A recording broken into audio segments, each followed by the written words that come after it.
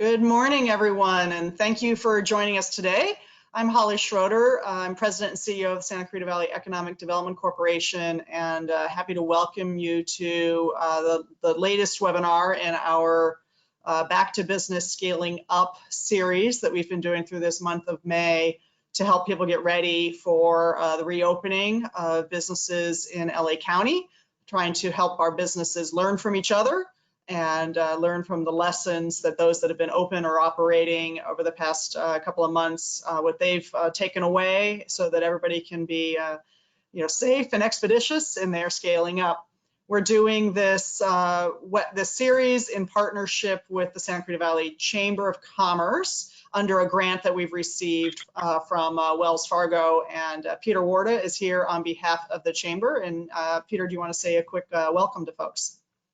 Sure, thanks. Good morning, everyone, and thanks, Holly. My name is Peter Warda, and I'm representing the Santa Cruz Valley Chamber of Commerce. Thank you all for joining us today. We know there's been a lot of changes going on in the county, and now more than ever, these webinars are important and have vital information needed for our businesses. Real quick announcement with the Chambers, we're proud to announce the launch of our Impact SCV, which is a digital grassroots advocacy platform. Last week, we launched our Reopen SCV campaign and received over 3,200 emails sent to the county. We're pleased to announce that the county will be applying for a variance with the state this morning to reopen even more businesses. With us and the EDC, we're proud to be standing with our business community as we all adjust to this new world. We want to thank Holly and the SCV EDC for this great partnership. And then on behalf of the Chamber, I'd also like to thank Jeremy, Matthew, and Randy as well for joining us this morning. So with that, I'd like to turn it back over to Holly as she introduces our panelists. Thanks, Holly. Great. Thank you, Peter. So we are anticipating the county applying for a variance, as Peter mentioned, and we're very excited about that. And it makes these webinars and what we're seeing here more relevant than ever as we get closer and closer to moving deeper into phase 2 of reopening and into phase 3. We have a great panel here today. As Peter referenced, we have 3 great speakers here. Matt Shepard is the Chief Operating Officer at Scorpion. Randy Moberg, also Chief Operating Officer at LBW, appropriately branded there, Randy, well done. And Jeremy Steppen is the founder and owner of Resurgence IT. So I want to thank you guys for joining us this morning and for contributing your time. And I'm going to turn off the screen sharing because I think it ends up actually looking a little better with the videos for folks.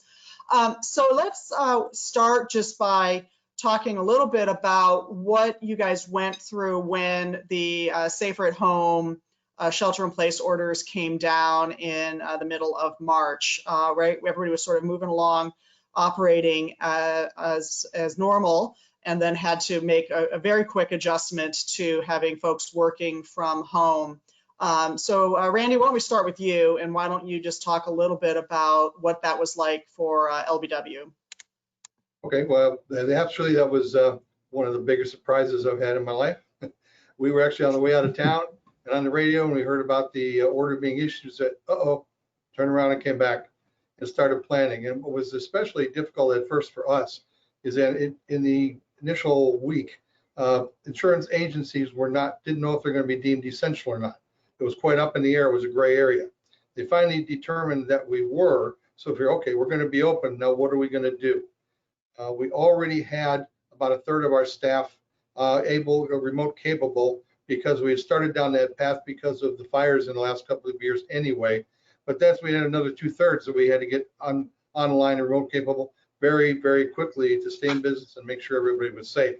So we had went on 20 some people in a week, and for a small company that was very, very difficult. And we got it done, and we've been remote ever since. We only have a skeleton crew on any given day. Okay. And so Randy, just a little bit about LBW. Tell us just quickly how many employees and something just a little bit about the size there. Oh, sure. Well, LBW is a boutique agency with just under 40 people. We provide expertise and exceptional service in commercial insurance, personal insurance, employee benefits, and financial services. We are licensed in all 50 states. and we have international capability, and we're very happy to be the broker for the city of Santa Clarita. But being a small company, and we have always tried to be on the cutting edge of technology, which in the insurance business has been in and of itself challenging because we deal with over 100 different carriers, and trying to make sure, because we view that as a strategic advantage for us. Great, thanks. So Matt, let's turn to you. Obviously, Scorpion, digital marketing tech company, different scale. So talk a little bit about how you guys responded to the Safer at Home order. Sure. Yeah. Thank you. We actually started pivoting on this before the Safer at Home and the stay-at-home shelter-in-place orders came through, because we have an office in Long Island, New York. So that was obviously, and still is, a hot spot nationwide, and they were getting hit hard there earlier than many of the other parts of the country. So we had some exposure there already. It was March 9th where we started promoting work from home, not just in that office, but across all of our employees across the entire country. And it was really optional at that point. We promoted it. We formally said, hey, we will support this. Anybody that's affected, anybody that's nervous, anybody that's scared, anybody that is high risk or caring for or whatever. And then it was March 13th, we formally closed the office in Long Island. March 16th, we kind of ratcheted up our response to encouraged work from home. So, hey, everybody, this is getting more serious. We would like you to, if you can, if you're ready to start working from home, go get set up. And then, of course, it was only a couple of days later, it was March 19th, that the statewide order came through. And that at that point, we formally closed everything, not just here in Valencia, but also our Texas office as well. So that's how it kind of rolled out for us. And so how many employees and how ready were you guys? I mean, you are a tech, digital marketing company. So talk to us a little bit about how that change, how it went. Yeah, well, it's interesting because we're never preparing for this pandemic specifically, of course, but we've been in hindsight preparing for this for several years. It was a few years ago we made the intentional decision to change our computer provisioning configuration from a desktop computer, a tower, a mini tower. We changed that over to laptops. So as we're doing the hardware refresh cycle throughout the years, we got up to a point where 85 or 90% of our workforce now had laptop computers as their primary work device, a docking station, monitors at the desk, everything else was normal. So that had already been in place for several years. It was a couple of years ago, we made the full leap into a full cloud hosted voice over IP telco solution. So we had that in place as a tool. And of course, as you mentioned, because we're an internet marketing business, the very nature of what we do is primarily cloud hosted, email, web design, internet functionality and activity. So the logistically, when we started promoting and helping people get set to work from home, the cutover was relatively simple compared with some other businesses, because it was simply take your laptop. If you need to, grab one of your monitors off your desk, your keyboard, if you want the mouse, whatever. Take it all. We set up a log sheet, a Google form log sheet to help IT track where all this stuff is going, so it doesn't just disappear into the ether. But it was pretty simple instructions. Fill this out. Tell us what you're taking home, and then on the actual collaboration and activity side, that's where we kind of rolled it down to the managers to figure out how is this going to work day to day. And we ended up leveraging Zoom massively. There were just thousands and thousands of hours every week of Zoom meetings going on in various waterfalls of team collaboration. So you've got your functional team units where they're having their recurring meetings, and then of course the business unit meetings that are being held. And it took probably a couple of weeks just kind of across the board for every individual and all the managers and leaders to figure out what's our right format for us. What is our right format? What is the right frequency of these meetings? What's the agenda and the topics? How do I keep in touch with my coworkers, with my with my leaders, with my juniors.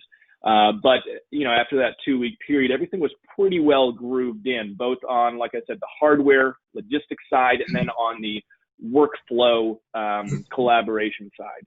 A lot of that goes back to, again, what we had been doing for months and years, is that, we introduced Slack as another tool that we use. We had introduced that years ago. So that was already something that a lot of our employees have been familiar with and have been using daily. We also we're using Monday.com as a project management board. So a lot of these things had been in place. And of course, all of these things I'm talking about are cloud hosted. So it doesn't care where you're sitting, where you're working. So to that degree, the transition was fairly simple for us. It was just a matter of the proper messaging, making sure that our employees all knew that, we're not going anywhere. This is just a new angle for us. We're going to have to adapt and innovate into this new work style. But it was just a matter of remaining positive, putting out very clear directions, keeping things simple, and just making sure that the intention was always on, let's keep productive, let's keep in touch with our clients, let's keep in touch with each other. Great. And Jeremy, as a IT firm, you were probably pretty well set up, but you worked with a bunch of clients to help them make this change. It must have been an extraordinarily busy time. So talk a little bit about both your own firm, but what you saw sort of out in the business world from your clients. Yeah, thanks, Holly, and thanks for having me, and happy to be here. It was interesting as Matt was sharing kind of we all remember, I think it was like a Wednesday where they said the stay-at-home thing might be something. It was literally the next day or 48 hours later, they said everybody's at home, and the panic ensued right then. So when we had clients that range from, like Randy said, we've got half of his staff were able to remote in already as a result of looking back to the power outages, the scheduled power outages, all this stuff that happened last year with fires. We've already been looking down that path, and internally we were already working on, and we had at that time, probably about a year ago, started really fine-tuning our incident response plan, our business continuity plan, so that we were ready for that and ready for this. So as we were transitioning clients, it was pretty crazy. I mean, we were working, I think our workload, 75% of our workload for a 2-week period was setting up remote users for clients. That brought with it all sorts of technical security, all those challenges that I know we'll get into. I won't elaborate on that right now. But yeah, the challenges with each business were unique. Many were okay. Many already were in that model. Some we had to transition that model. So it kind of varied client by client. But getting everybody up and running, that was a 2 to 3 week challenge that we enjoyed. Yeah. Well, we will come back and talk a little bit about some of a little bit of the tech elements. But I want to go back to Randy and pick up on something that Matt talked about, which was the new technologies that you used. And they had already started using Slack, which is a collaboration software, and maybe played with Zoom. We all sort of learned Zoom really fast, right? Here we are using a webinar software. Kind of what was the experience, and what tools did you use, and what was that learning curve like at LBW? Oh, that's a good point, because we're not a large company, but just under 40 people, but the demographics are very wide. We've got folks from 20 years old to over 70. So, and each one of them has a different lifestyle, knowledge, skill set, comfort with technology, and so forth. And they're used to having what they have here every day that they're comfortable with. So we had a VPN model that we had already done, and Jeremy had helped us with. And what we did was we doubled the capacity of that just before all this happened, thank goodness. So we're able to get the other users on there, but then we had to teach them how to use it. Some people came there naturally, it was very easy for them, and other ones was more of a challenge. But the VPN model, although we're mostly in the cloud anyway, all our major applications were in the cloud, like most people these days. So that wasn't so difficult. But the learning curve, as you mentioned, if you go with the VPN model, it's secure, and they dial into their own desktop, which is sitting here all by itself in the office. So when they dial in, it's what they're used to looking at every single day. That greatly shortened the learning curve. Is it as efficient as an all cloud model? No, and we're working towards that. But that way they once they see their own desktop, oh, I know what that is. And they were able to function very, very well with that. And I was amazed at how quickly they adapted, all ages, and how productive they really were. So I was very pleased. So Jeremy, talk a little bit about some of the different models. And one of the things I think companies are looking at now, and we wanted to talk about in this webinar, is sort of setting yourself up for the long run. I'll just say, interestingly, this is timely, there was an article in the Wall Street Journal this morning about sort of this topic about people working from home and did it work? And it was really great because 90+% of people in the survey said it worked out better than they thought. They had it as good or better than they thought it was going to. And so even though we had these bumps, they also indicate they'd like to keep it going. So what kind of things should companies be thinking about in terms of the most stable, the most secure models going forward? Is it moving everything to the cloud? Is it VPN? What kind of, and again, don't go too technical, but kind of in broad strokes from a strategic standpoint, what should companies be thinking about? Well, if you have 8 hours, we'll really dive into this. But I'll take a couple minutes here. Since this thing all started, and then probably in the past 3 to 4 weeks, as we've been thinking about who will remain home. I mean, every company is now evaluating that, who and how and that. I've started to work on a model. I'm calling it I've got it on my whiteboard as I detail this out, the Mobile Workforce Employee Challenge. And what this is based on really starts with your employees, and I've kind of narrowed it down to 4 different types of employees. Ones that are just going to stay traditional, they come into the office every day. Then you've got ones that are going to be in the office, but sometimes they want to work from home. It's rare, but in the event of a disaster or something, they need that access. Then you've got hybrid that might, at this point, I think it's going to become a lot more popular, where whether you've got local or even employees that are traveling an hour, maybe you've got a split shift during the week where two days you're at home, 3 days you're in the office, something like that. So you've got those hybrid, and then you've got full remote employees. So as I'm looking at those employees, the next thing I look at is what they need access to. Both Randy and Matt hit on the point that a majority of line of business applications these days and things we use, they're already in the cloud. So many companies have already moved those things to the cloud. Some can't though, some can't be. So we've got to identify those. That's a key part of every business and their success. So in that model, sometimes we have what we call a hybrid model, where those might be hosted locally on a server, but we could put their shared data in the cloud. We're moving to that a lot, where your normal S drive, F drive, whatever you might call it, we're able to move that to a cloud shared enterprise environment where you're syncing that with a laptop or your mobile device, or accessing it on the web. And that's critical. Access to data is critical. So I've been looking at it now as identifying it by your employee type. What kind of employees you have, what kind of employees you want to have, and then we look at the data. Randy made a good point with the VPN, and the VPN access was simple, in one sense. The challenge now is we're starting to implement multi-factor. I'll throw that word out there, multi-factor authentication. Most people have heard of that by now, MFA, it goes by, but what multi-factor authentication allows you to do is have an application on your phone that basically validates you, and that's your one token to validate you.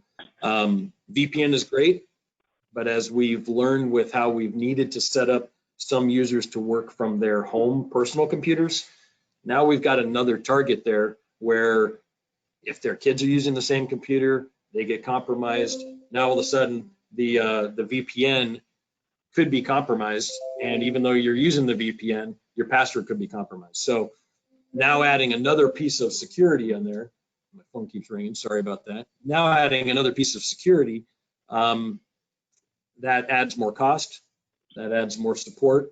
So if I back up a little bit, laying out that plan, but then understanding right now, I think the biggest key right now is that everyone needs to understand security for a company and their IT and their budget for IT has to be brought to the forefront. It can't be, and we talked about this the other day, it can't be a bygone conclusion. It's just something that we have to do. It has to be, what are we doing to protect our business? And that's kind of at the forefront.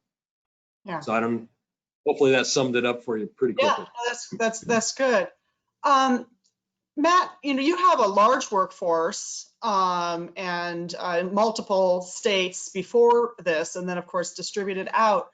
Can you talk a little bit about managing that workforce remotely? There was a question that came in about, did you do any monitoring of an activity on computers? Sort of just how did your management activities have to change as a company in order to work with folks who are suddenly all working from home in a pretty chaotic, stressful world at the time? Yeah, well, this is of course going to be the underlying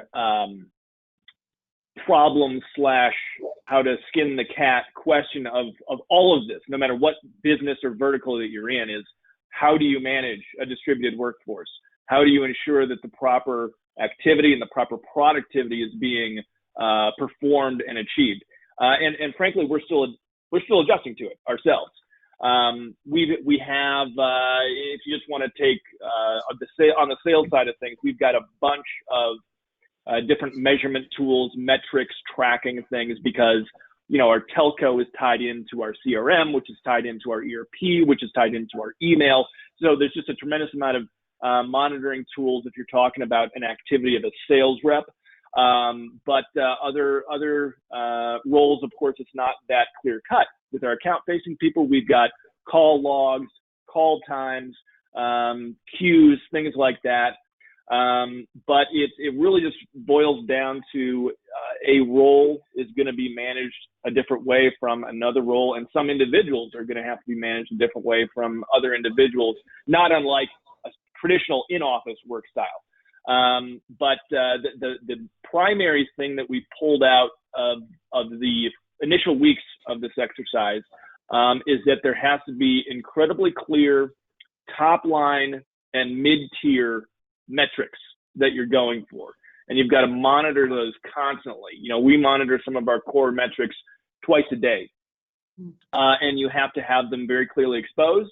Everybody has to see them. Everyone has to know that these are critical and to work towards them and to, pivot and adjust as quickly as is necessary to do those course corrections to make sure that those metrics are moving the right way.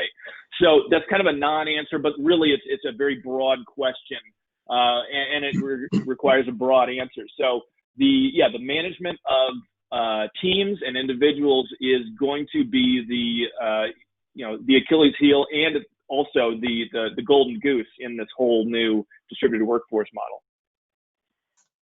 Randy, how about you guys? Anything on that you want to add? Well, that was a broad question, but that was exactly the point. Now, a couple of things. One, our primary insurance software allows us to track activities by account rep, and so we can still do that, and we can run a report daily or weekly to compare against the same period last year or against the year to date to see where we are. We were pleasantly surprised to see that in doing that the productivity stayed the same, in some places even increased. So that was really, really good. And for the other area that isn't measured that way, because it's a different department, a different facet, is that we deal primarily with due dates or expiration dates in our business. And all of our activities prior to those dates are queued up according to our policies and procedures, so we can very clearly measure if it's happening on time, what it is, to make sure we get out to market on time, get everything done ahead of time for the client. So we can measure it in one of those two ways. And we also put together an agreement for the remote home workers that, as Matt said, spells out what equipment that they have, if they have LBW equipment, and what's expected of them and so forth. It's just a couple of pages, but it makes it more formal as to what their work hours would be, what they're expected to do. And the last part was even just something as simple as for non-exempt folks? How do you measure the hours they're working? How do you keep track? Luckily, we have a cloud-based payroll or time clock system through our payroll provider. So that was a non-issue, but other companies may not have the luxury of that. You may have to figure that out. Even if they're working from home, you still have to track their hours, pay them the proper overtime and everything else according to state law. Yeah, that's a whole conversation. We might come back to that depending on time. But sort of as a follow-up, I mentioned this Wall Street Journal article that this morning, this poll, which was really interesting, is when they asked, what went well. I mean, people of course love not commuting and fewer meetings, but they 41% said there were fewer distractions. And then they asked what went poorly, and 32% said there were more distractions. So it's a little bit of a a mixed bag in terms of what people are dealing with. Probably has to deal with what their home situation is, if they have kids that were out of school and all of these types of things. So I just want to keep probing on this a little bit, because it looks like we're going to be in this environment a little bit. If people don't make their targets, and this is a question that came in, they're not making their targets, they're saying they're working hard, but they're not necessarily doing that because they have maybe a distracted work environment. Are you guys making, is there latitude on that right now, or is it you're the same as if you were in the office, you're not changing targets? Just from a management perspective, these are really difficult choices. I'm just sort of wondering if you guys if it's case by case, or how you guys are handling those kinds of situations. Are you making adjustments to your targets? I don't know. I'll put that up as a jump ball. See who wants to jump on that. If anybody. Well, I'll jump in real quick just to comment. So what Matt and Randy said is exactly right. We all, I think, have metrics as we drive our business. So that's number one. Some of it has been challenging to maintain, but at the end of the day, you have work to get done. And if you see that work getting done, it's pretty easy to, in that sense, to just confirm, hey, my staff is working. Let me add a technology component to this, where we've implemented different solutions. One thing is, I use computer monitoring application as one thing, where at times employees have said, hey, this staff member, we're really wondering what he does all day long. There's software out there. I'll expose it, right? There's software out there that can record everything you do for an entire day. That can't be done across the board right now, because some home users, users at home are using their personal computers. There's things of that you got to work through. One other thing though, and this is fantastic for a distributed workforce right now. So traditionally, when everybody's under the same roof at a headquarters, or even multi-headquarters type thing, a firewall is used to protect web traffic. And a firewall, everybody's going out the same device, and that protects. So it filters for bad, all sorts of categorized things that you don't want in your business. It protects from virus data and just bad websites. So in this case, obviously everybody distributed. How do you do that? Well, we actually have a great solution that does that. Pretty low cost solution that we can deploy to any computer. So if you have a laptop, you can have that protected web traffic. It can be monitored. We can have automated reports that go to a manager. It can be reviewed. We can even give someone on your team, access to see this as well within the company. So this is a solution that all of a sudden, we can look at it as Big Brother, but also that security component is really the bigger piece for me, where this solution, all of your traffic goes out through, any web traffic, I should say, goes out through secured, protected web servers that are scanning the entire set of servers and websites throughout the world 4 times a day, literally, so that every time you click on a link, it's going through secured location that's protected. That's one of the biggest ways to protect you in these days. So we're really happy with that solution, and this has escalated our rollout to clients of that solution. But there's something out there that literally can provide management, ownership, and your staff peace of mind that even though you're working from home, working from Starbucks, working from a hotel, you can still have secure, protected web traffic. In terms of people meeting their targets and so forth, we don't view it any differently than if they were sitting here. It's like you said, it's case by case basis. If everybody is, everything's good. If there is an issue there, because we know that'll affect our clients, we have the discussion. It just may not be in person, but we have the discussion. And if there's any corrective measure or someone unique circumstances, we'll address that. As Jeremy said, with the secure home, we have some people that because you couldn't buy a computer to save your life when this happened anywhere in town. So we had to let some people who had home computers use them as long as they were current enough. But had Jeremy's team install a filter on there, a virus and web filter even on their own computers to make sure that we had some protection at the endpoint where the actual computer was. And that's, I think, given me a lot more comfort that at least we've got some protection in place. Yeah, I would, oh, sorry, go ahead. I was just going to say, so maybe Matt jump in with this because the security risks, I mean, one, you have more points, right? More entry points, as Jeremy is describing.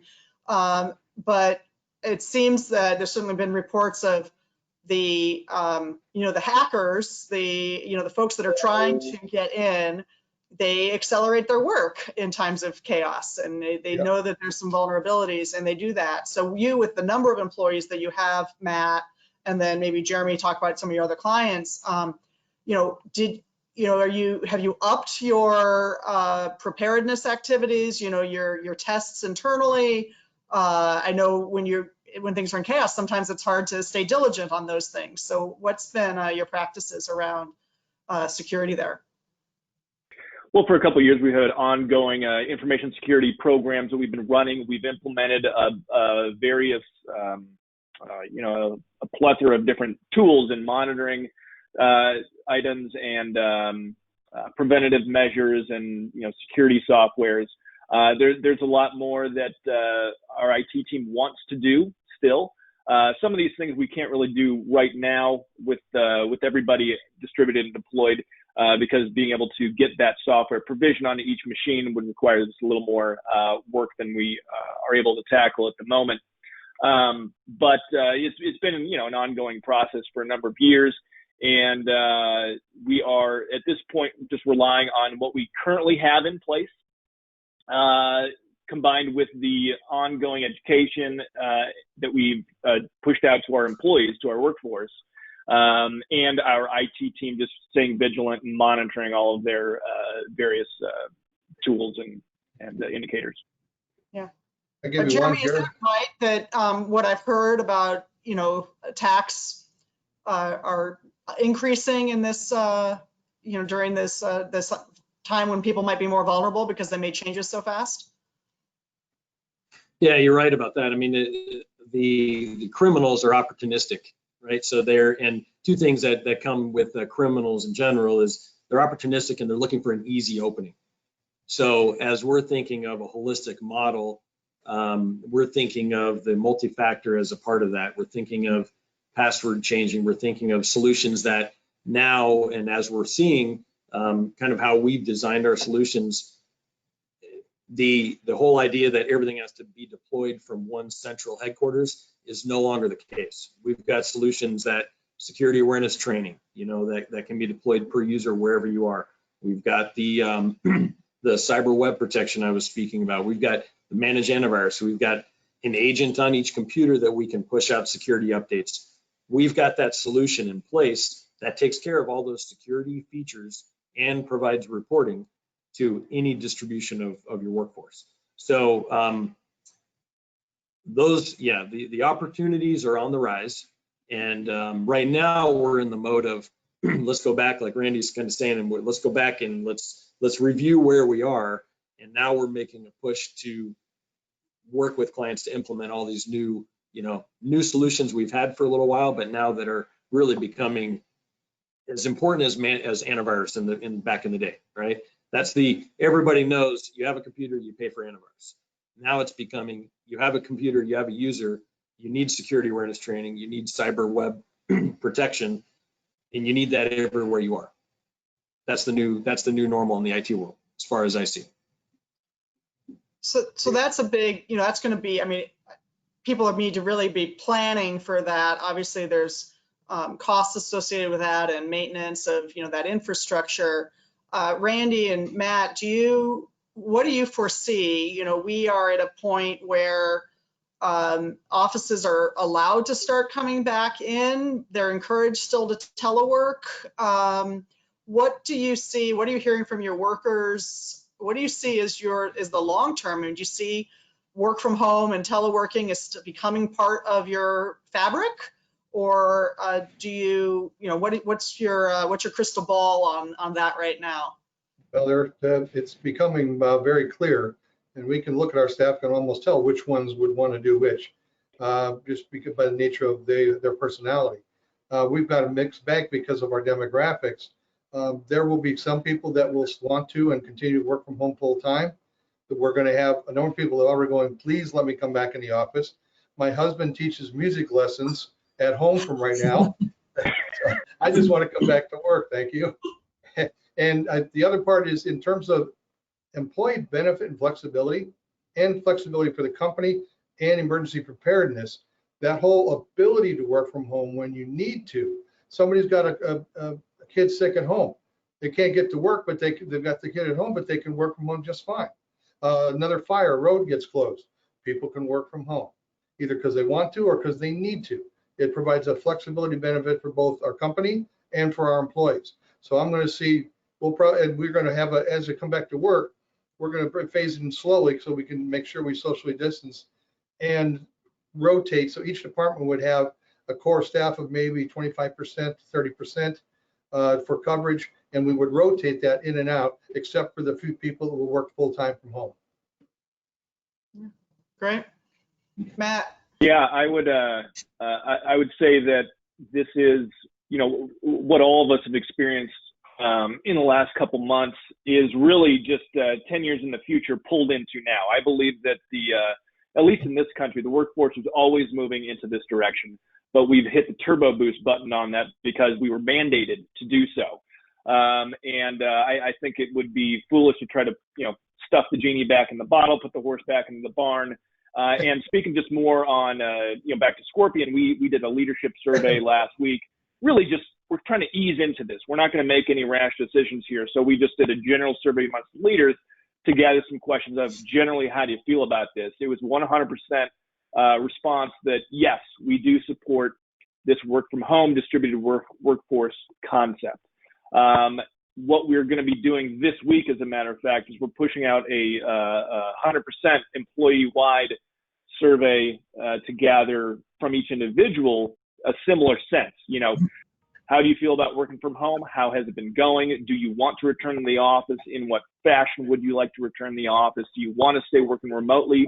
Would you like Jeremy was saying, would you like, are you interested in a hybrid type of arrangement, on, off? So we're going to be getting the granular information back from our employees on that.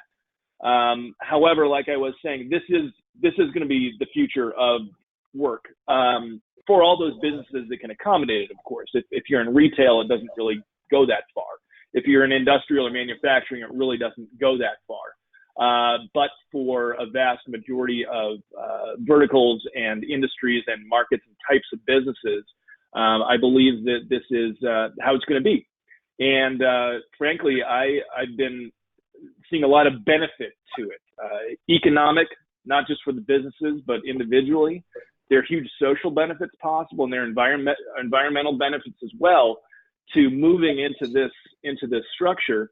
So I'm excited. I think that you know, played right, this can really be a generational change, a pivot in how we live and how we work and how we employ and how we produce. And maybe I've just got the rose-colored glasses on right now, but I'm really seeing a lot more positive than negative. And I want to help our company move into that.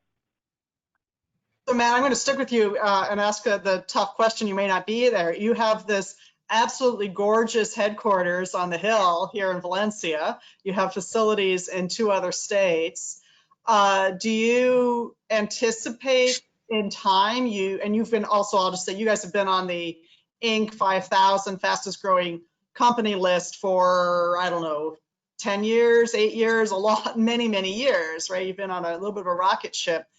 As your growth continues, and we'll talk about that in a moment, because I know you've been good on this. what do you see happens to commercial space in your place? And Randy too, you guys have a great facility over on Smythe Drive. So does it reconfigure and this start, and do you need the same amount? What do you see happening there? And we have a whole webinar that talks about some of the reconfiguring tomorrow, but I want to get your guys' preview of that. Yeah, so, and of course, this is something I've been thinking about a lot recently. The irony is that not only, have we been kicked out of our gorgeous HQ, but we just last week got final permits and inspections on 25,000 expansion space next door in the Sunkist building, which no one can move into. We've been working on for months and months, but that got started long before this occurred. So kind of diametrically opposed to what I was just talking about is that Scorpion has been built into our culture of very much a work together, elbow to elbow, everyone under the same roof kind of thing. Of course, that's what inspired us to build the HQ on Magic Mountain in the first place.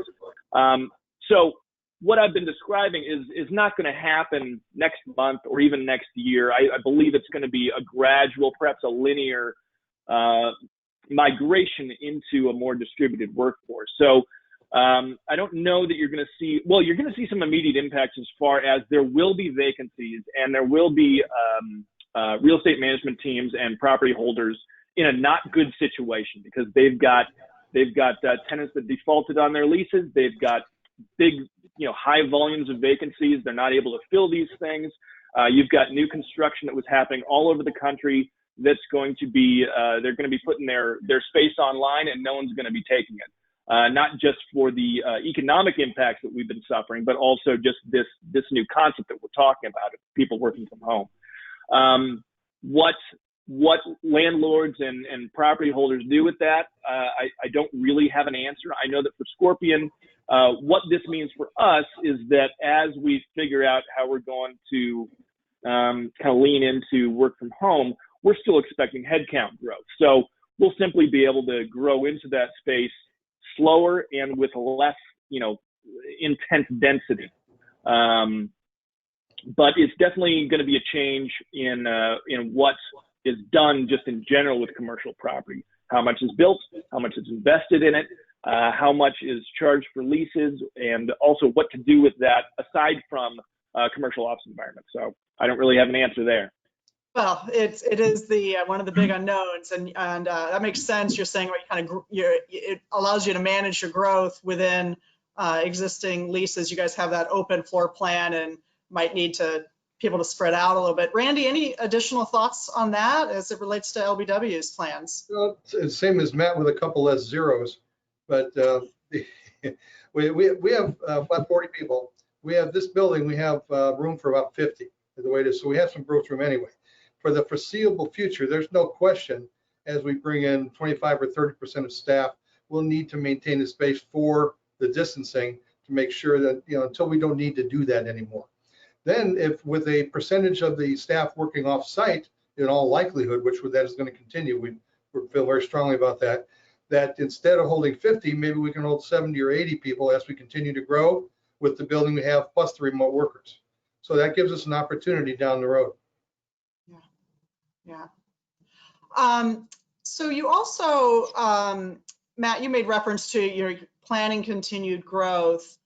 And I think you've, as a digital marketing company, social distancing in some ways, that's really the only way to reach people is through digital marketing right now. So seems like this, there's been a benefit maybe to the Scorpion's services, but how does, and I'd like to ask this to everybody, how does the switch to remote, the switch to tech, changing your technology base, making it more permanent, if you will, in that you're more stable, not just the immediate, crisis management of March 19th.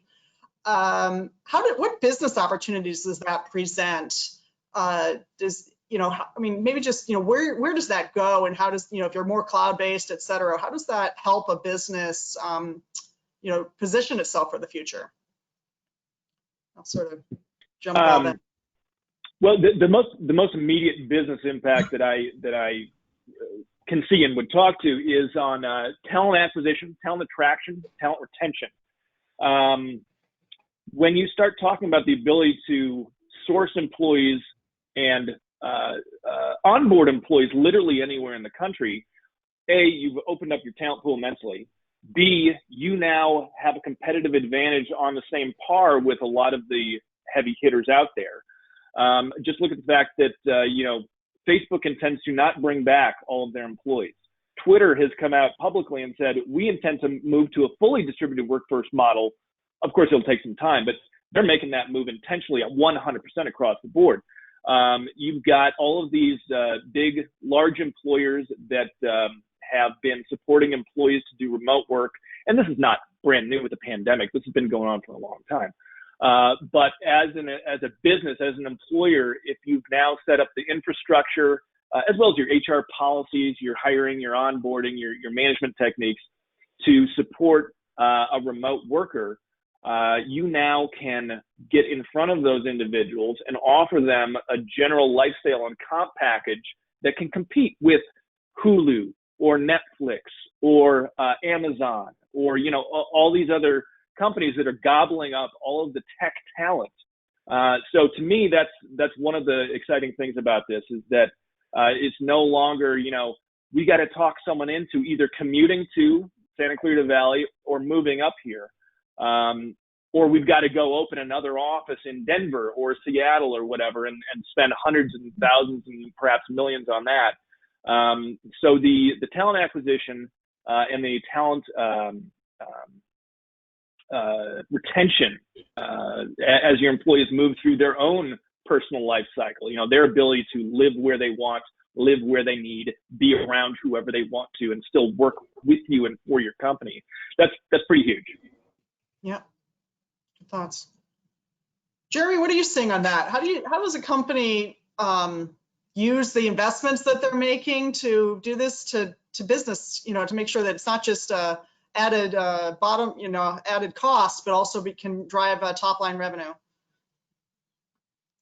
Yeah, I agree with what Matt's saying, and also what I'm seeing that somewhat it pulls that back a little bit and just balances it is the idea. What I'm seeing, not every employee can successfully work from home, whether that's they have the personal drive, I guess it is, but also just the function of home. If you have a laptop, not everybody has the ability to have a big monitor at home and a full-size keyboard and mouse. A laptop's one thing, but the work area at home. So that's part of this challenge as well, which all this technology means you could be anywhere, distributed throughout the world for all we care, right? But there's still that human element of what's the reality. So the benefit of technology means, I like how Matt said it, where it allows for growth. And that's kind of how I've looked at my model as well, is as my office space gets tighter where I'm at, do I need to go get another office, or I will purposely hire throughout the country different techs, and distribute. So I have that capability. I'm also seeing that it still is the personal touch that people need. We've all experienced this during this COVID time of, man, I don't see anybody. I'm going crazy. I can only hang out with my family who I love. So I need to see a friend. I need to be out there. So, and work is that aspect where 8 to 10 hours a day where we're interacting face to face. So I think we're going to see definitely a bigger push towards taking advantage of what we're doing now.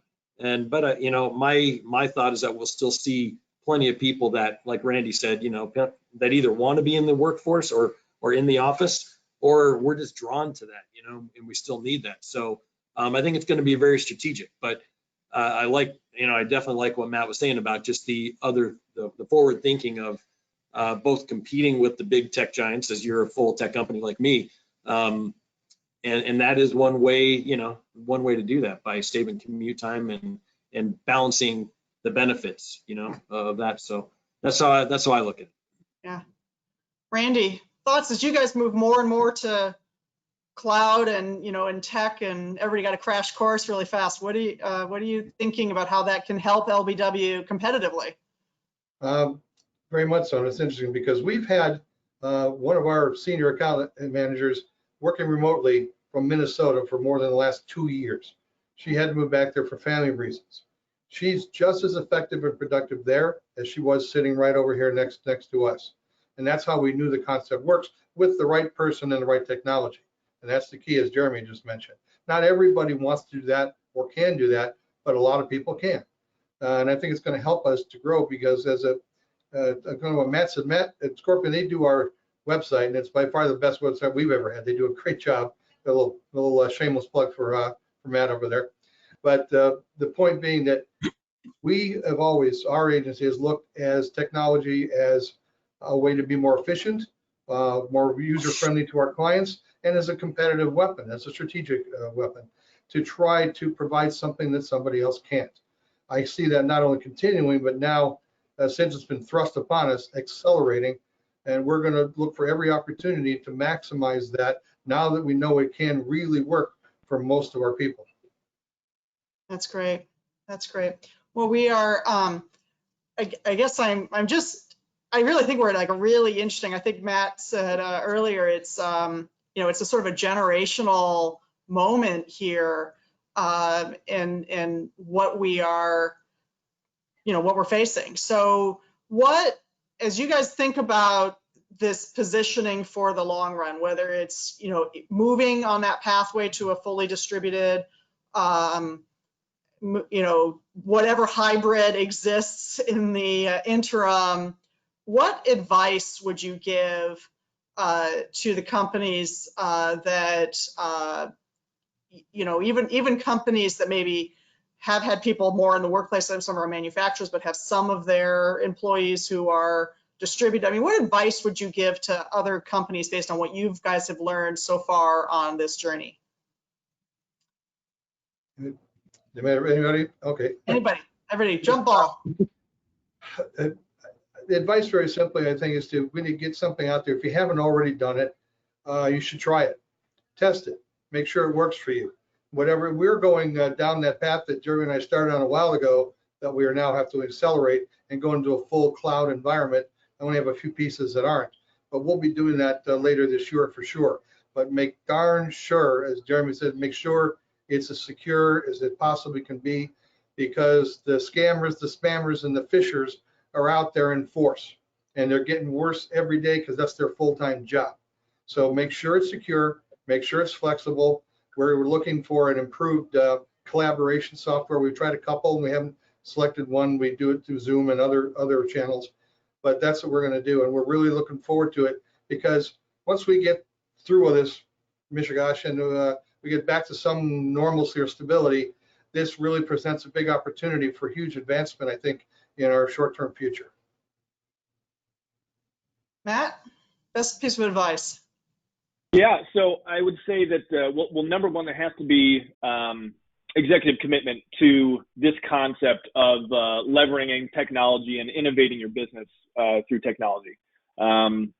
Otherwise, you're not gonna get too far. So there has to be a commitment at the executive level to that. You've got to have general managerial buy-in as well.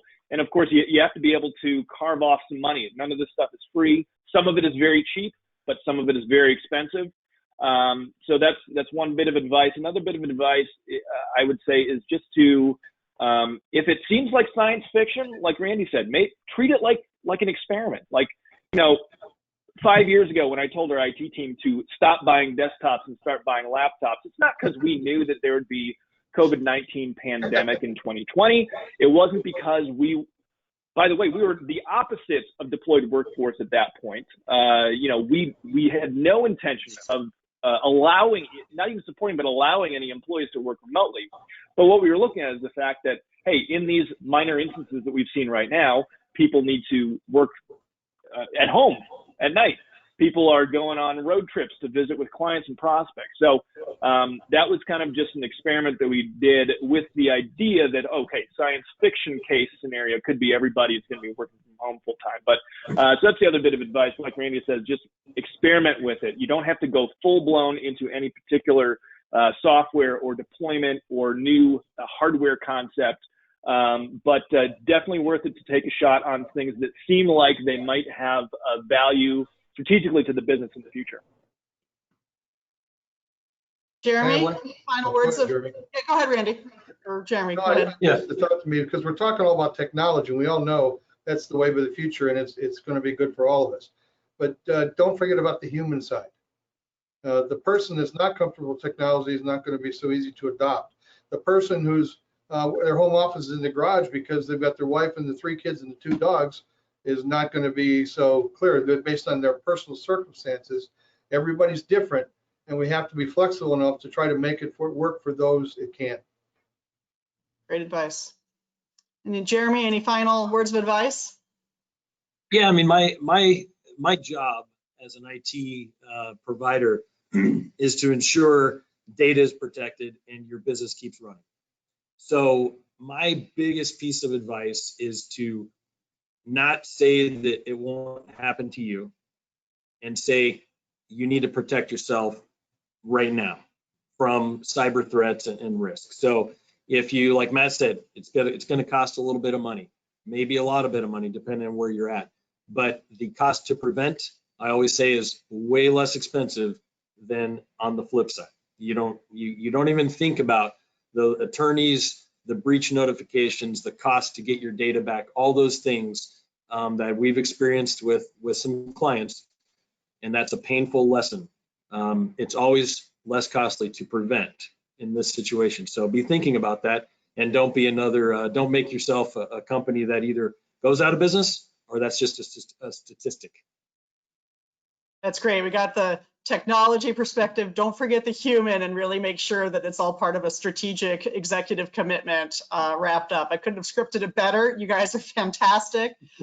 Thank you so much for your time today. As we wrap up here, I'm going to go back here to, I think I'm showing my screen now.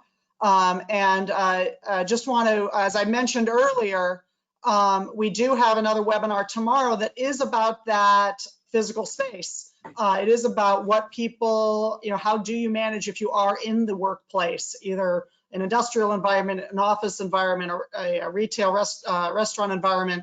How do you manage in a socially distant world, and so that your employees feel comfortable coming back to work? And then next week we are doing an economic outlook update as we start to look ahead and understand more and more about what the future holds in our economy.